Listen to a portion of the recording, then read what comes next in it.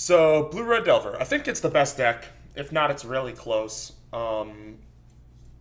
My innovations, if you will, are I think I have a pretty teched out sideboard, and I'm playing Wasteland. Not a lot of people are doing that in Blue Red Delver.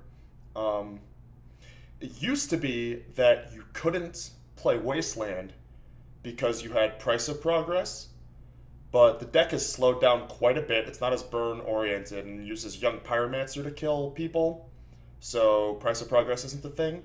And then even after that, you couldn't play Wasteland because you had Goblin Guides, and those two are at odds with one another. But Monastery Swift Spear is like a almost strict upgrade, like easy swap for the Goblin Guides. And now without the Goblin Guide drawback, the Wastelands become really, really good again. So basically what happened is it made sense to not play the Wastelands, even though you were like a Tempo-y aggro-y deck. But we've removed all of the reasons to not play Wastelands, but people still aren't playing Wastelands. And I think that that's wrong. So I put them back in. And as you can see, I'm back up to 19 lands. Most of these decks are down to 17, even 16. But since I'm playing Wastes as lands, I went up to 19 to sort of merge that. Yeah, so I think that more lands is good, period. I think that people, these psychopaths, if you will, that play 16 lands are just, they're not maximizing their brainstorms, right? You have to brainstorm into lands just as often. Whereas I'd much rather make my land drops, develop normally in the early game, and then use my brainstorms in the mid to late game as filtering, rather than using them early and hoping that I develop properly. So, that's why I prefer more lands. So I'm happy to go to 19 for the Wastes. And I have 3 basics, too, which I'm pretty happy about. 3 basics, 4 duels, 4 wastes leaves you with exactly 8 fetches, which is where I want to be. I should split them. It should be like 2 Strands and 2 Misties or something like that. Or maybe even a red fetch, but Strands are what I have on Moto. You'll also see that I have I have a Pyroblast main, which I'll talk about in a second, and then second Pyroblast and 2 Red Elemental Blasts. These should all be Pyroblasts. Normally, it doesn't really matter, and each has their own slight variations where they're better. But the situations in which Pyroblast is the better one come up way more often than the situations that Reb is the better one. Plus, in this deck, you have Pyromancer, so you... okay, in case you don't know, Red Elemental Blast can only target blue things. Pyroblast can target anything, but only does something if it's blue. So, if there's nothing blue to target, no spells or blue permanents, you can't cast Red Elemental Blast. But you can cast Pyro. You can just go Pyroblast your Tropical Island. Oh, it's not blue, you know, on resolution, oh, it's not blue, nothing happens. But the fact that you can make a 1/1 with it, you can use it to pump your Monastery Swift Spear, or you can even throw it away end step as a Lotus Petal to untap into Treasure Cruise, all very, very important. And then on top of those reasons, like that for internally for your deck, it also matters for killing phantasmal images that are copying something that is not blue. You can actually still target with the Pyro, you cannot with the Reb. So these should all be Pyros, but I don't own Pyros online, and they're like 5 tickets, and it's pretty irrelevant, so I'm not going to worry about it. But in the GP, I will have Pyros over Rebs. Alright, let's talk about the deck. I cut Ponders. Most decks play 4 Ponders, but they're kind of getting in the way of the Treasure Cruises a little, and you already have so many cantrips because you have Probes, and Probes are way better than Ponders. So I was able to shave the 2 Ponders and like a couple other weird cards people were playing that I think were kind of nonsense to make room for the extra lands for the Wasteland. I'm still playing 1 Pyro main. I think the metagame is really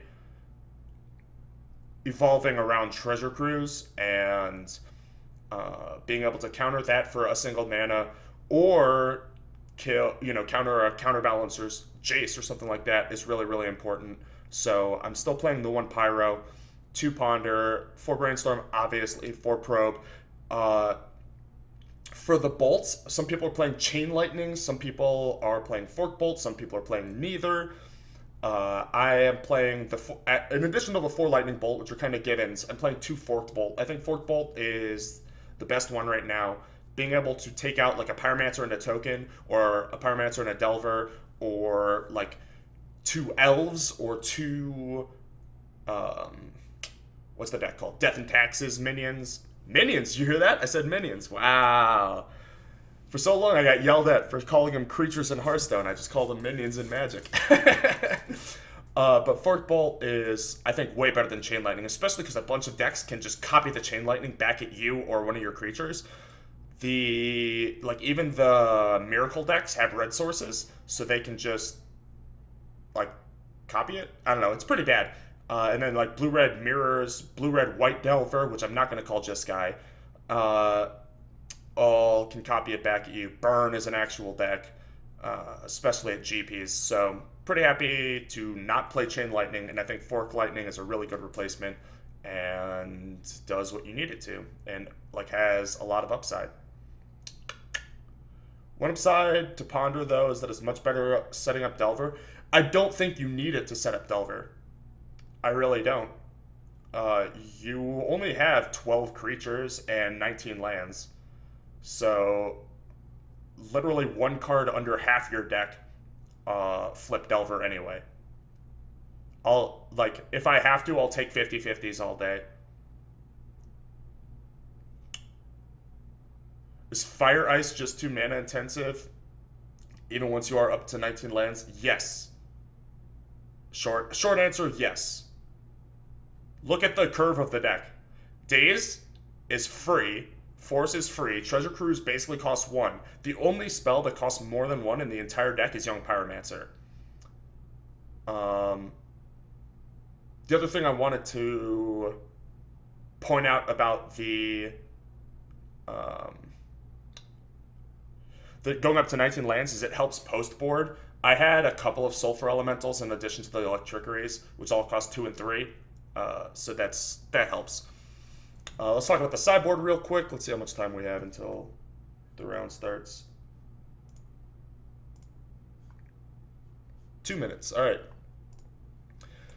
Submerge is the only one I'm not sure on. I might play like 1 Submerge and something else, like a second Sulfur Elemental or something else. I don't know. But Submerge I'm not 100% on, because I think it's not great in the metagame. There's not a lot of Tarmogoyfs running around anymore, and you don't need it. It's not even that great against Elves. So I think these might go, but we'll play them today. This is the exact 75 that I 4-0'd last night's daily with. So you guys aren't missing anything there. I didn't want to make any changes yet, just because I, played 4 whole matches. But, oh, sorry, is the sideboard cut off? I'll just move it over, whatever. So 2 Submerges I'm not sure about them yet. They could easily be cut. I could cut one of them, play something else, not sure. Pithing Needle is just really good. Top is really important to hit. A lot of equipment running around. And, I don't know, just really efficient and strong. Grafdigger's Cage for Elves, Reanimators, Dredge, stuff like that. You'll see a lot of 2-ofs, 2 Electrickery, 2 Pithing Needle, 2 Cage, 2 Smelt, 2 Submerge, and it was 2 Sulfur Elemental, but I'm playing 1 Lavamancer, 1 Sulfur Elemental, which are that's basically a 2-of, but I think 2 is about the number. With all the search you have, over the course of a game, you should be able to find 1 copy of a 2-of pretty easily. Sulfur Elemental for Death and Taxes, as well as Lingering Souls. Just really, really strong, really efficient. I also think I'm going to be boarding it in against Counterbalance as just a way to force through a little bit of damage if they ever get the lockdown. It also makes like Angels boltable, though that's going pretty deep. Something that used to come up a decent amount when I played blue-red decks in the past was like you have a Sulfur Elemental, and then you can Forked Bolt 2 Stoneforge Mystics. That's pretty fun. Um, I covered my own chat with my things, so now I can't see. Cursed Totem and Null Rod are real in this side. Why? Why are they better than Pithing Needle and Smelt? A lot of people are asking about Shattering Speed over Smelt. I strongly feel that Smelt is better. Instant speed against Stoneforge Mystic, putting in Batterskull in combat, stuff like that, very, very important. Chalice at 1 is a problem, but you have Forces, Dazes, and Pyromancers. And I think that that's less of a problem. You can split them, like play 1 Smelt, 1 Shattering Spree, but I'm of the opinion that Smelt is the correct play. And then Pyros, obviously, Lavamancer for small creature decks, and Electrickery for other Pyromancers, as well as Elves and, I don't know, whatever other nonsense people are playing. It looks like my match started. I don't know how to work